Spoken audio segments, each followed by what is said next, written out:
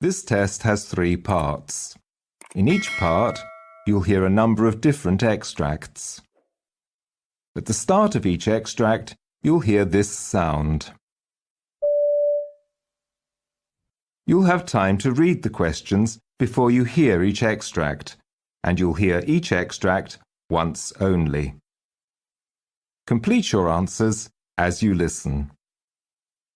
At the end of the test, you'll have 2 minutes to check your answers. Part A. In this part of the test, you'll hear 2 different extracts. In each extract, a health professional is talking to a patient. For questions 1 to 24, complete the notes with information you hear. Now, look at the notes for extract 1.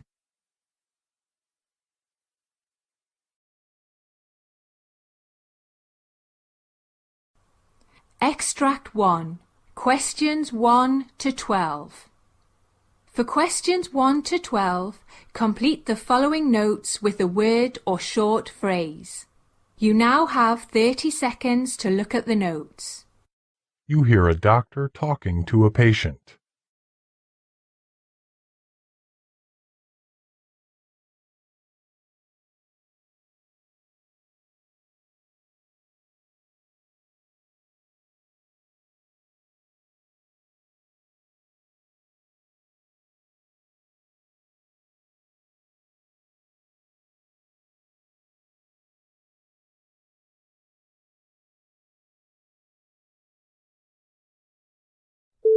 Good morning, doctor.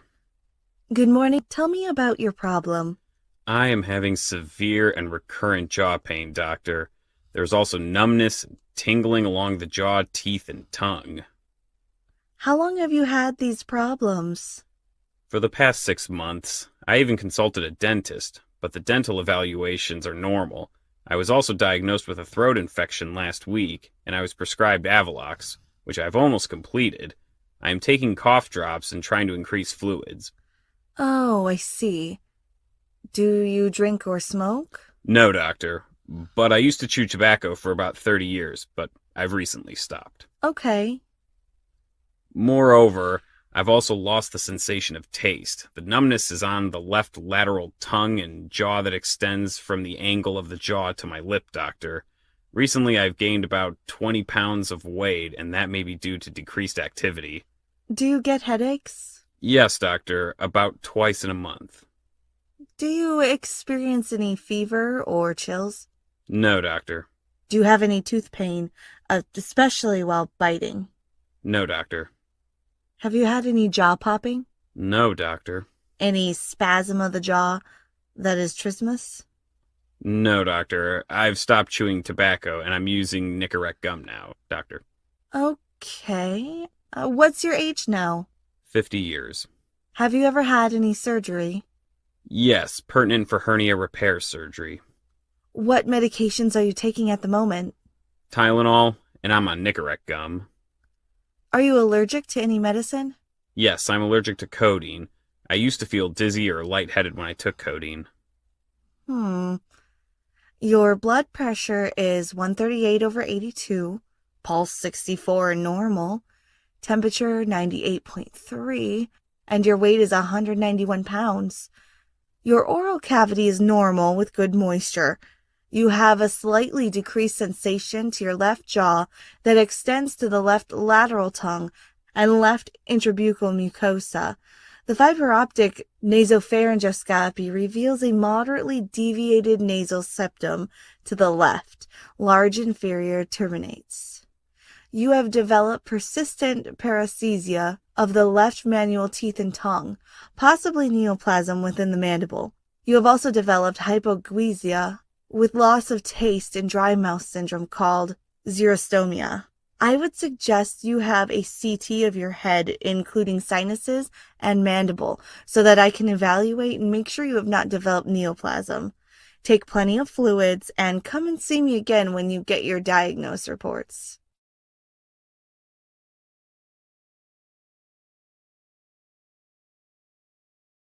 Extract 2. Questions 13 to 24. For questions 13 to 24, complete the following notes with a word or short phrase. You now have 30 seconds to look at the notes. You hear a doctor talking to a patient.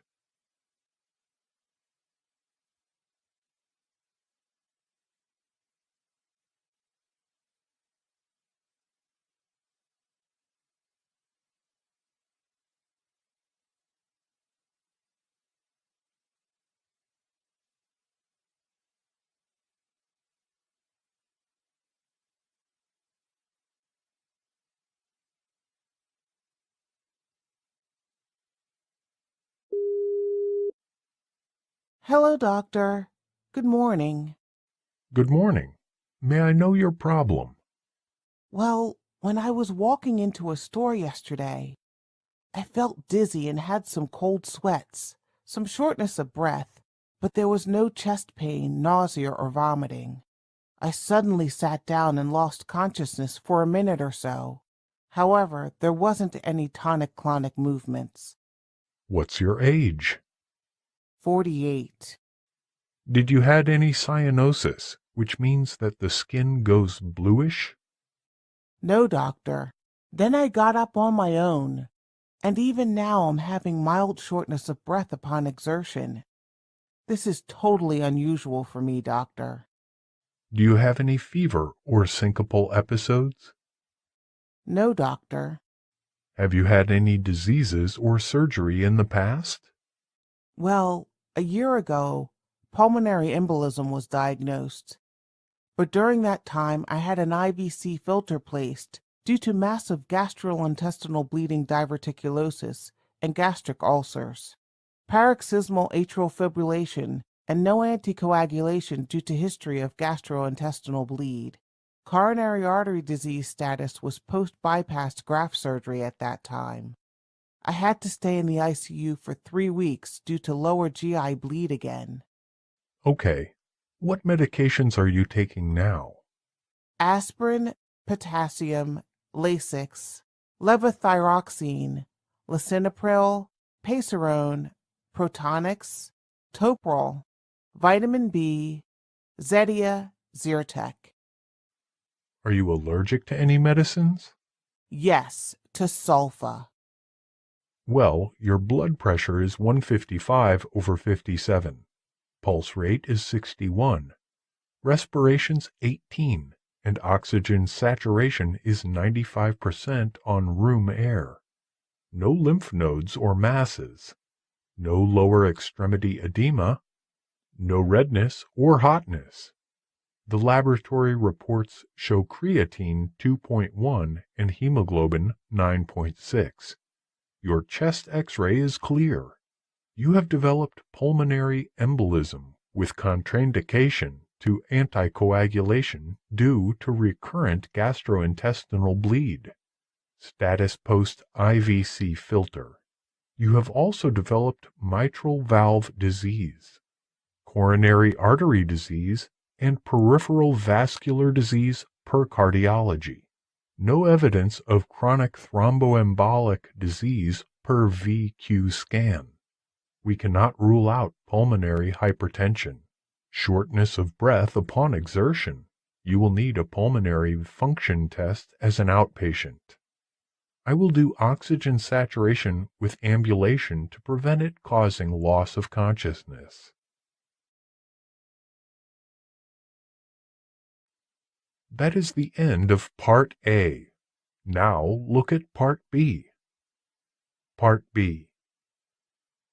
In this part of the test, you will hear 6 different extracts. In each extract, you'll hear people talking in a different healthcare environment. For questions 25 to 30, choose the answer A, B, or C, which best fits according to what you hear. You will have time to read each question before you listen to the audio. Complete the answers as you listen to the audio. Now look at question 25. You hear a discussion between a physician and nurse explaining about schistosomiasis and its causes. Now read the question.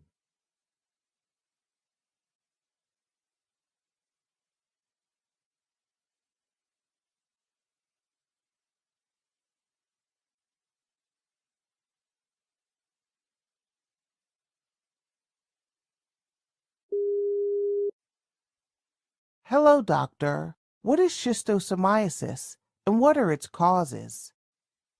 Schistosomiasis, also termed as bilharzia, is caused by parasitic worms. Although these worms are not found in the U.S., more than 200 million people are affected worldwide by this disease.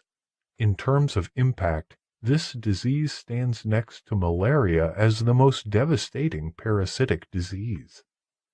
Schistosomiasis is also considered one of the neglected tropical diseases. The parasites causing schistosomiasis dwell in certain types of freshwater snails. The infectious form of the parasite, known as Cercariae, emerge from the snail, therefore contaminating water. Most human infections are caused by Schistosoma mansoni, S. japonicum, or S. hematobium. One can become infected when the skin is exposed to contaminated fresh water.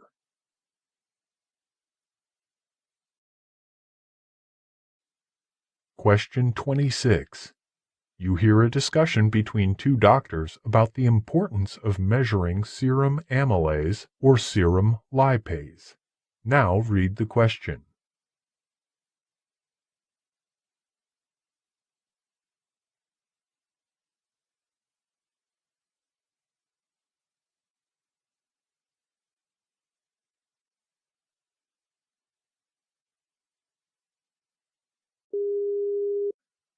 Doctor, can you explain to me whether measuring serum amylase or serum lipase is significant for acute pancreatitis?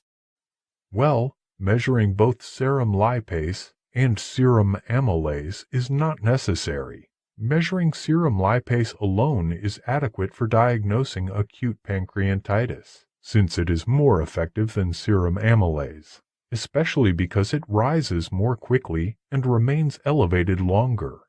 According to a study of 151 patients with acute pancreatitis, the sensitivity of lipase was about 97% and the specificity was almost 100%. Contrarily, the sensitivity of amylase was just 79% and the specificity was 99%. Therefore, amylase should be replaced by lipase as the first-line laboratory investigation for suspected acute pancreatitis. Question 27. You hear a discussion between two doctors about the misdiagnosing of acute cardiorenal syndrome as renal injury due to hypovolemia. Now, read the question.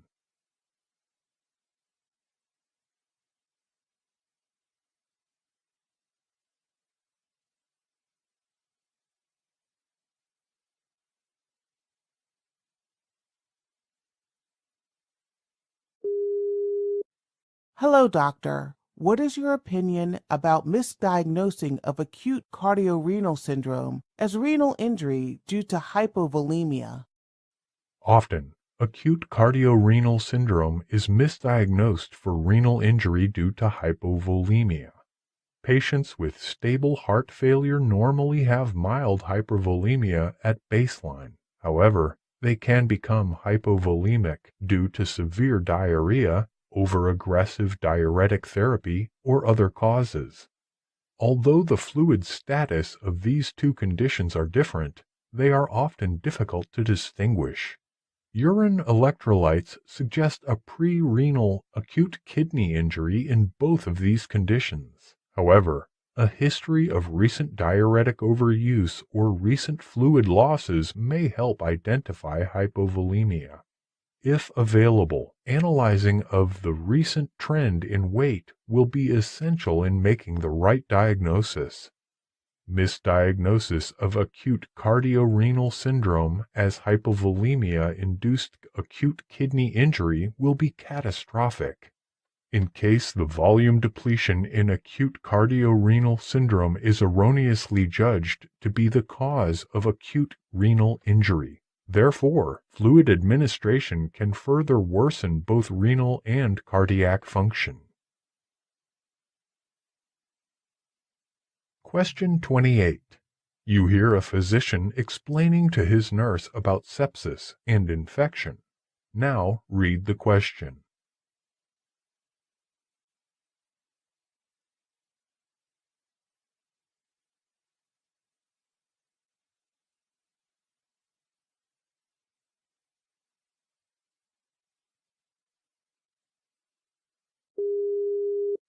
Doctor, what is sepsis? Sepsis is the extreme response from our body to an infection. This is a life-threatening condition, and without timely treatment, sepsis can rapidly cause tissue damage, organ failure, and mortality. This happens when an individual already has an infection in his lungs, skin, urinary tract, or somewhere else, triggering a chain reaction throughout the body. 4 types of infection that are often connected with sepsis are lungs, kidney, skin and gut, and the most frequently identified germs that cause infections and can develop into sepsis include Staphylococcus aureus or staph, Escherichia coli, and certain types of Streptococcus. An infection occurs when germs enter into the body and multiply, causing illness, organ and tissue damage, or disease. In case that infection grows aggressively, resulting in a life-threatening condition, is called sepsis. Question 29. You hear a discussion between 2 doctors about brain imaging prior to lumbar puncture in the suspected cases of bacterial meningitis. Now read the question.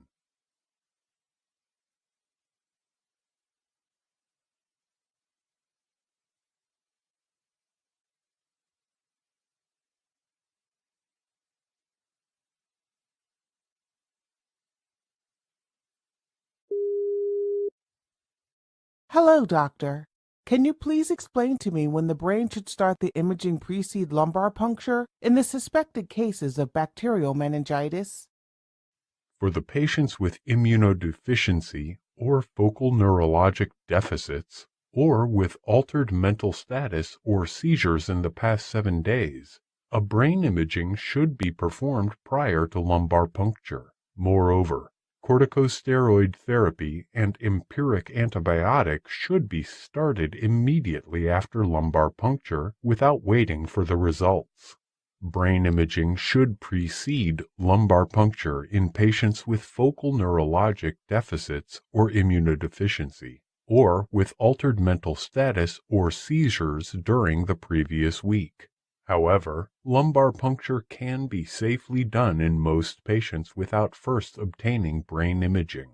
In case the lumbar puncture is to be delayed, then these treatments should be started immediately after obtaining the blood culture report. Question 30.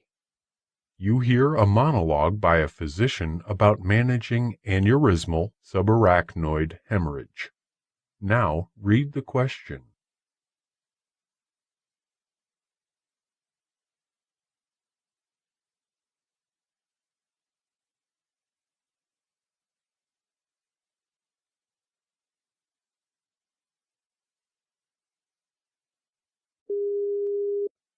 Managing aneurysmal subarachnoid hemorrhage. Patients with aneurysmal subarachnoid hemorrhage are at high risk of complications such as delayed cerebral ischemia, rebleeding, cerebral infarction, and mortality. The main symptom is the abrupt onset of severe headaches. When this condition is suspected, a tomography without contrast should be performed. However, positive outcomes are seen when patients are managed in a high-volume center with a specialized neurointensive care unit. Early aneurysm repair by surgical clipping or endovascular coiling is the best strategy to reduce the risk of rebleeding. Medical and neurologic complications such as increased intracranial pressure, hydrocephalus, seizures, hyponatremia, delayed cerebral ischemia, hypovolemia, and cardiac and pulmonary abnormalities are extremely common. This is the end of Part B. Now look at Part C. Part C. In this part of the test, you'll hear two different extracts. In each extract, you'll hear health professionals talking about specific aspects of their work.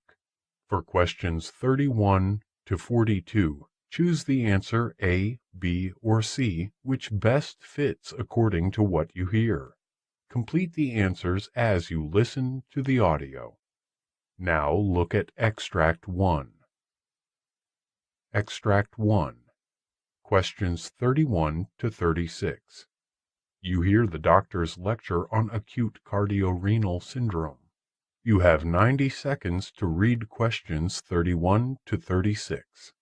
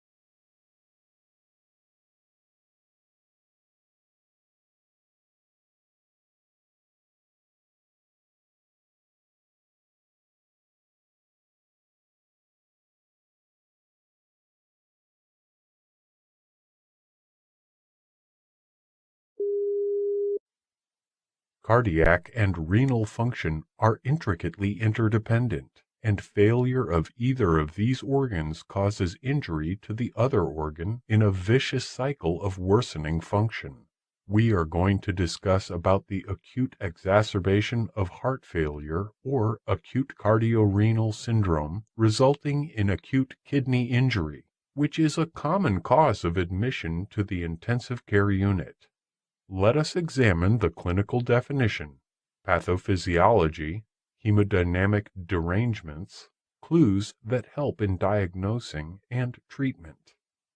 Cardiorenal syndromes are a group of interconnected disorders involving the heart and kidneys, which are classified based on whether the problem is acute or chronic, and whether the primary problem is in the heart, called cardiorenal syndrome, the kidneys, called renocardiac syndrome, or another organ, called secondary cardiorenal syndrome. Although the above definitions provide a good general description, there is a necessity of further clarification of the nature of organ dysfunction.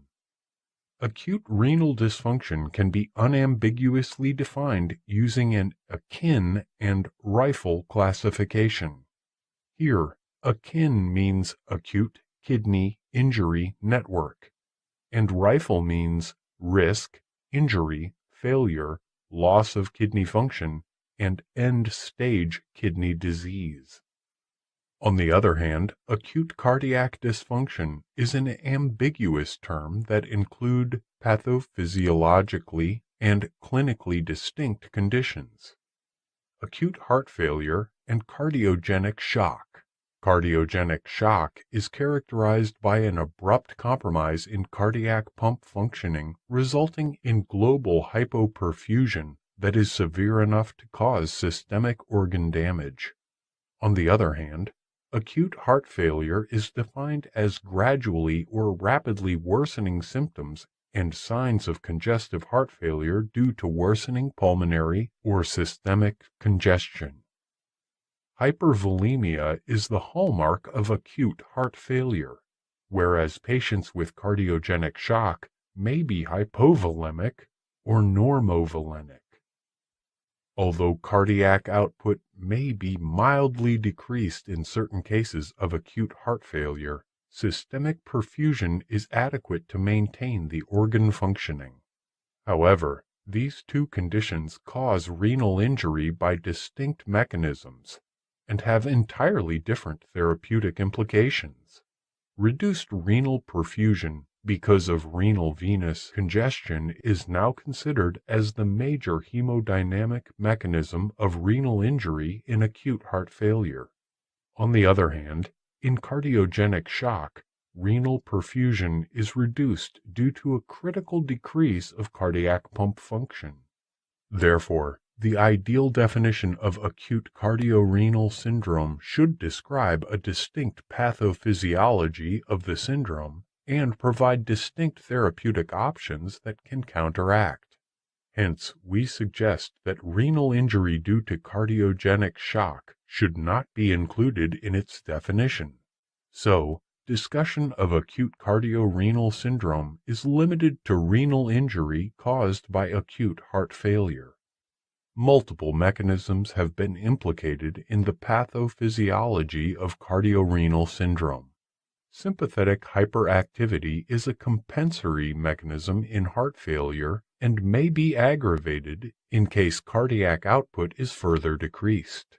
Its effects include constriction of afferent and efferent arterioles, causing decreased renal perfusion and increased tubular sodium and water reabsorption. Different strategies can be followed to prevent acute cardiorenal syndrome. An optimal outpatient diuretic regimen to avoid hypervolemia is very critical. Patients with advanced congestive heart failure should be monitored thoroughly in dedicated heart failure clinics until their diuretic regimen is optimized.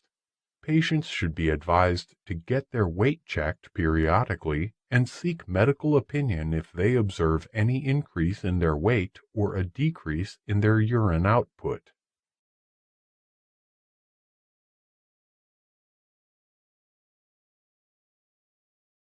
Extract 2. Questions 37 to 42. You hear the doctor giving a lecture on anticoagulation therapy for patients with endocarditis. You have 90 seconds to read questions 37 to 42.